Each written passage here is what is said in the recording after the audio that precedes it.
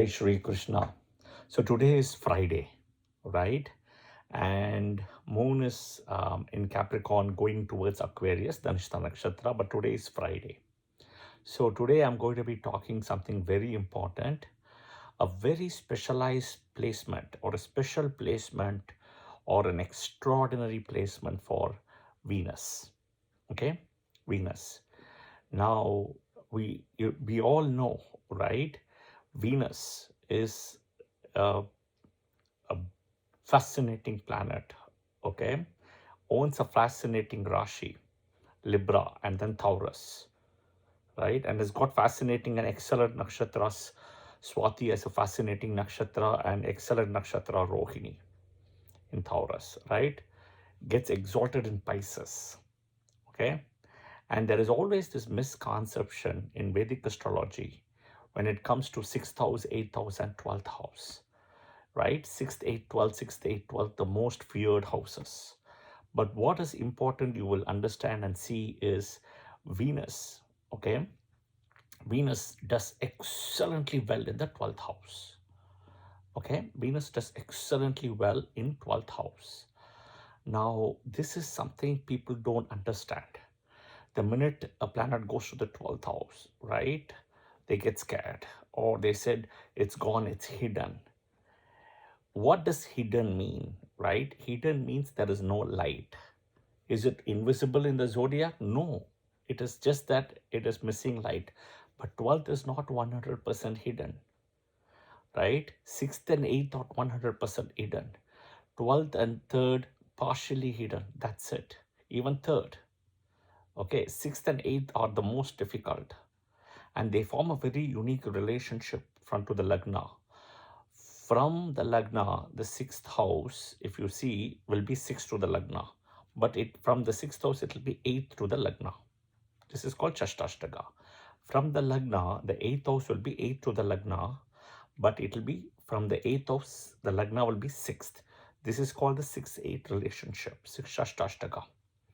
Okay, Venus does, if at all there is one planet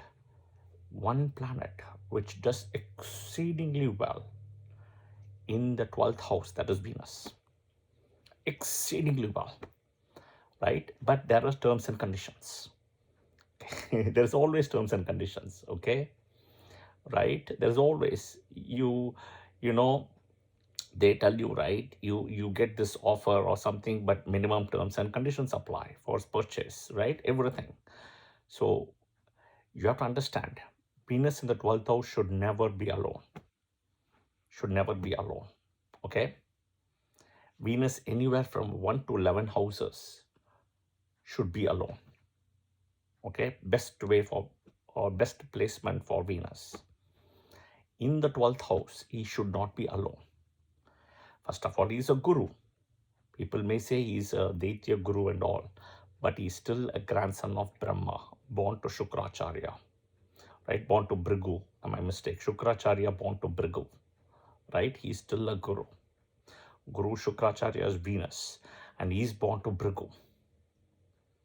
And Bhrigu is born to Brahma, so grandson of Brahma. He's still a benefic. Okay? Just the same way the Devas and the Brihaspati, they all got the Amrit.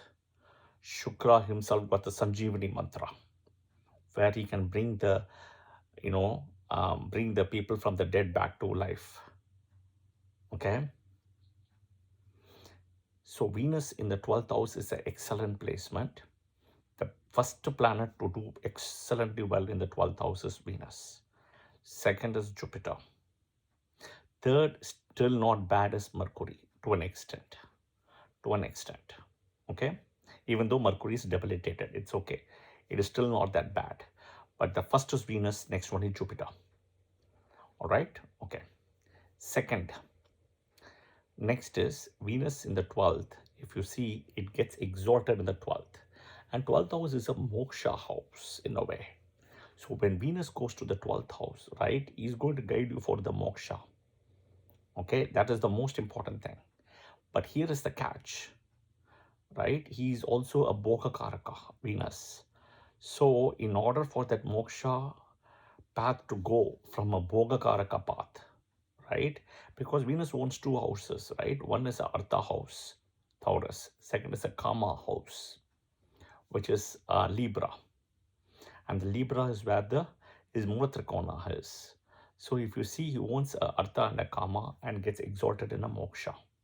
And of course, he is the only planet who is exalted in the D1 and in the Navamsha. He stays in the same Rashi in the Navamsha as well, which is Vargotama here, right? It's Pushkara Navamsa and Vargotama.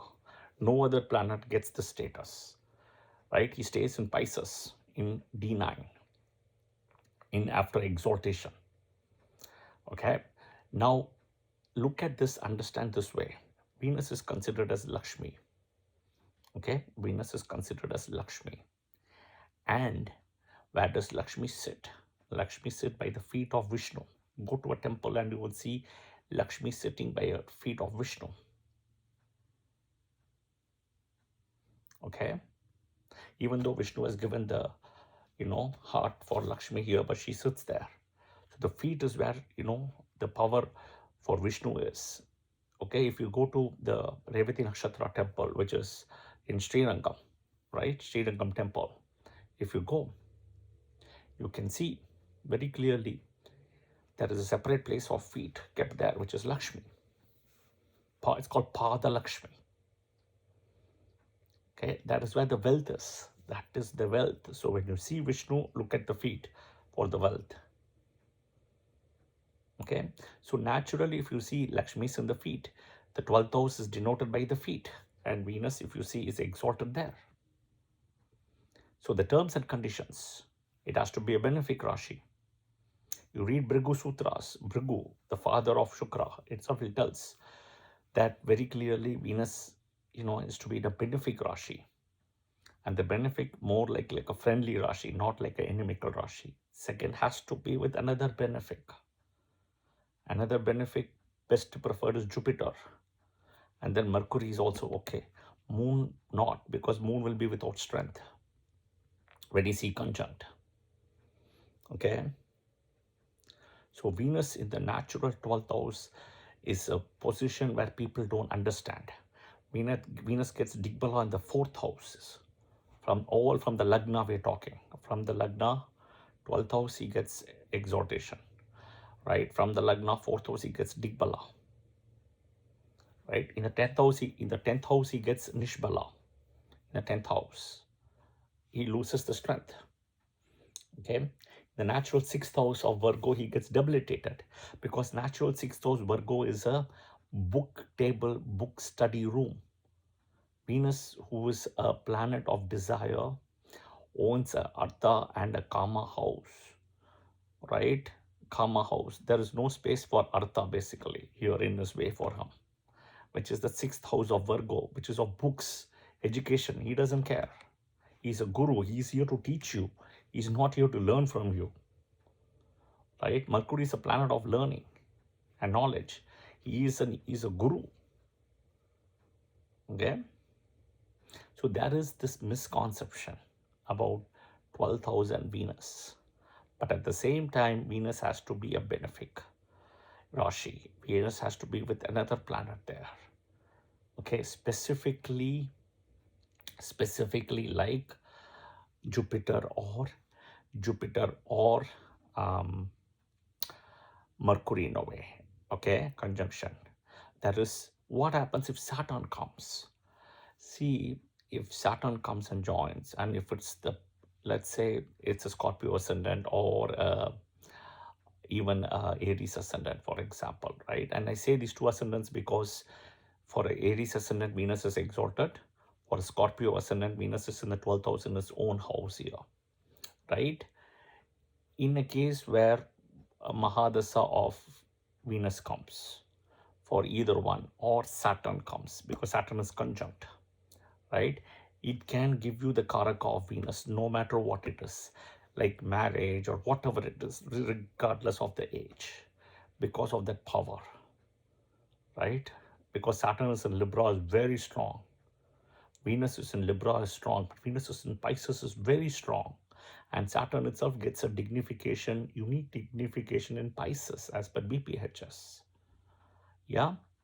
So the fact is, you have to understand, right? You don't want to have a malefic in the 12th. You don't want to have malefic in the 12th. You don't want to have malefic conjunct with Venus. If a malefic is conjunct with Venus, a benefic has to aspect somebody like Jupiter. Okay. So the Venus in the 12th house, is an excellent placement. One has to be blessed with it, but he has to be with another benefic, right? Venus is, think about sugar. You just cannot have sugar on its own. Venus is a guru, okay? A guru can be a guru only when he has a student. When there is no student, there is no guru, basically. In the 12th house, in a way, if you see, it's a path to moksha. So he has to have somebody with him, right?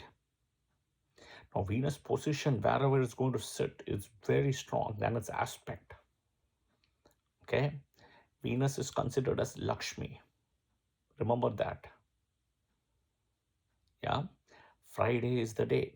Silver, Velli, Friday. That is what Venus is associated with. Velli is silver. Friday. Yeah? So understand, Venus gets hidden in the 3rd house and 8th house. These two houses, Venus will do difficult when it's in the birth chart in 3rd and 8th.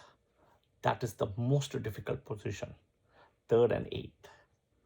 Other than 3rd and 8th, Venus will do technically on all the 10 houses, not bad. 10th house, there is a Nishpala, right? So the 3rd, 8th, 10th, if you leave literally 9 houses, it will do well. 9 houses in transit also, he will do well. Venus has got the highest Mahadasa of 20 years. You have to understand that, right? Ask all Team A ascendants.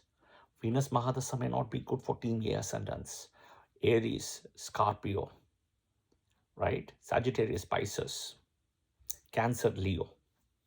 This is one Mahadasa you should not get. Venus Mahadasa, 20 years, no. Team B ascendant, it's a welcome. Venus Mahadasa. Capricorn ascendant, excellent Mahadasa Venus. Okay, even if it's placed very badly, it will still give you some good result. That is about Venus, right? When I say badly placed in Leo, conjunct with Sun, Saturn, and Astanga, everything, right? And Ashtama, 8th house, etc., right? An example. Or, think about conjunct closely with Rahu, etc. Okay? So, Capricorn, Team B ascendant, Venus.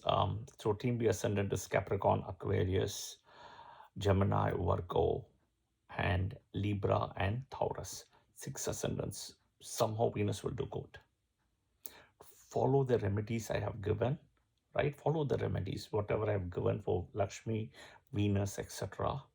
Follow that. I have given even the Jyotirlinga, Triambakeshwar Jyotirlinga.